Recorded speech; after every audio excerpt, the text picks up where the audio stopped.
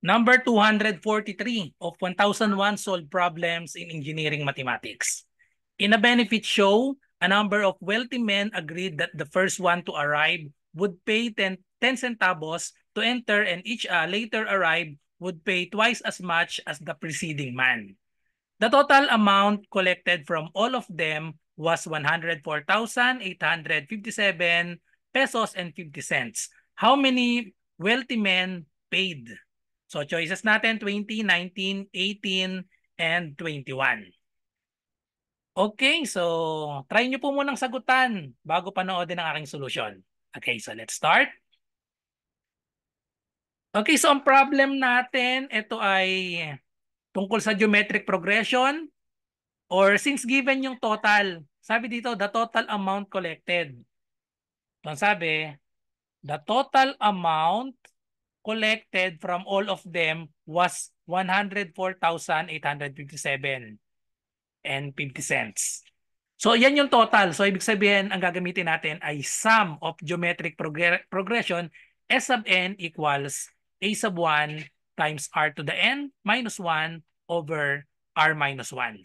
So sum ng geometric progression kasi nga given yung total amount. Okay, so ano mga given natin dito? Number of wealthy men agreed that the first one, ayan, so first one, yan yung a sub 1. First one to arrive would pay 10 centavos. So 10 centavos, so in pesos, that is 0.10 or 0.1. Okay? So 0.1, yung a sub 1 natin. To enter, and each later arrive would pay twice.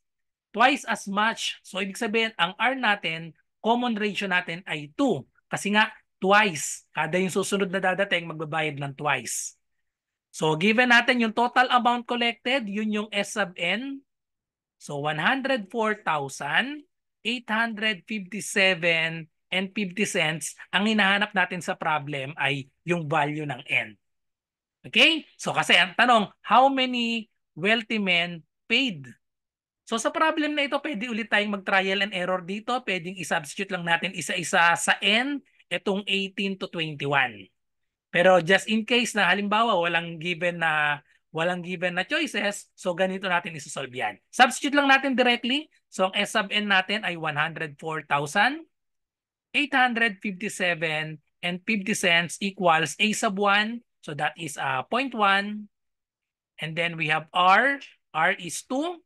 So 2 to the n, yan yung hinahanap natin, minus 1 over 2 minus 1. So itong denominator natin, baliwala na ito kasi 2 minus 1, 1 na lang yan. Okay? So rewrite lang natin. So we have 104,857 and 50 cents equals 0.1 times 2 to the n minus 1. So kailangan natin isolve itong n. So i-divide muna natin both sides by 0.1. So divide both sides by 0.1. Yan. So divide natin by 0.1. Kapag dinivide ito by 0.1, since 1 lang ito, ang mangyayari dyan, mamumove lang itong decimal point natin. Kapag sa 10 dinivide, pabalik, di ba? So kapag 0.1, edi move lang itong decimal point dito. Yan. So dyan siya mapapapunta. So therefore, dito ko na isulat. So we have move ng isa. So ibig sabihin, magigi itong 1,048,048, and then we have 575. 575. Wala nang decimal. Okay, so 0 na kasi yung kasunod. Equals 2 to the n minus 1. Okay, so next, add 1 to both sides. So we have 1,048,576 equals 2 to the n.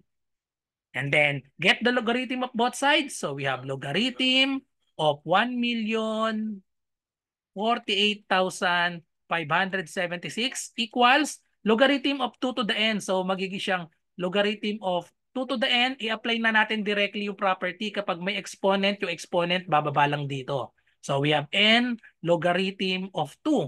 So next step natin, divide both sides by logarithm of 2. So tapos, calculator na lang po yan. Okay, so cancel out na yan. Yan na yung magiging value ng n natin. Ayan, so i-calculator na lang natin yan. So ito yung calculator.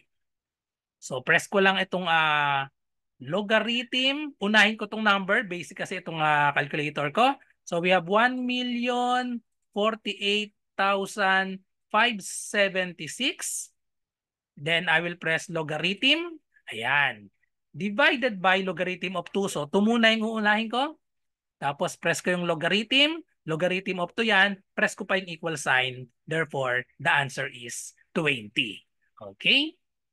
So, 20 ang tamang sagot, which is, ayan, so 20, letter A. Okay, so that's all. So, thank you for watching. I hope nagustuhan niyo explanation ko para sa problem na ito. At kung meron po kayong math question, ay i-comment nyo lang dito sa aking channel, GTR Math Tutorial, or i-PM nyo ako sa aking messenger, RJ Enseñado. So, good luck po sa lahat na nagre-review at kita-kita pa po tayo sa mas marami pang mga math reviewer para sa engineering mathematics. Bye-bye and God